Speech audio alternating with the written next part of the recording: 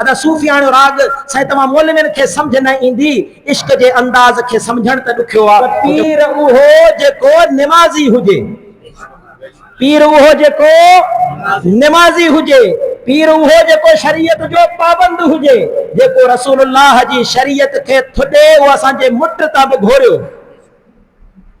उन खां अल्हम्दुलिल्लाह सुन्नियन जो मुट बि क़ीमती आहे जेको रसूलुल्लाह जी शरीयत के थुडो हणे। असां उन जी इज्जत कंदा आहियूं जेको रसूलुल्लाह जी शरीयत जी इज्जत कंदो आहे। तव्हां जे पासे में हिकिड़ो रहे थो डांगी, केर असांजे हिन मुआशरे में भी कुछ नौजवाननि खे शौक़ आहे असीं सूफियाणो राग ॿुधंदा आहियूं। बाबा कंहिंखे ॿुधंदा आहियो?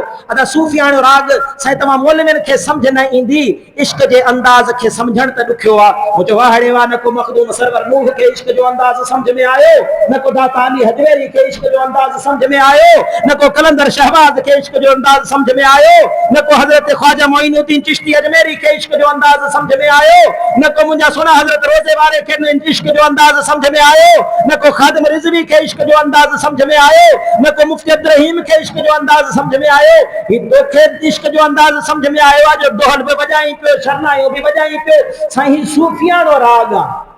मुंहिंजो कारो मुंहुं अहिड़े सूफी जो गॾु उन जो जेको इन जो दिफ़ा करे, सूफी जो भी अहिड़े जो कारो मुंहुं ऐं उनखे दिफ़ा करण वारे जो भी कारो मुंहुं। सो तव्हां जन खे सूफी चवंदा आहियो न, इहे सूफी न आहिनि अदा,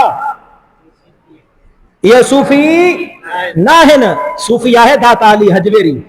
सूफिया हजरत दाता अली हजवेरी लिखे तो कायनात जो सभनी खां वॾो सूफी हजरत अबू बकर सिद्दीक रज़ी अल्लाह ताला अन्हु हुआ।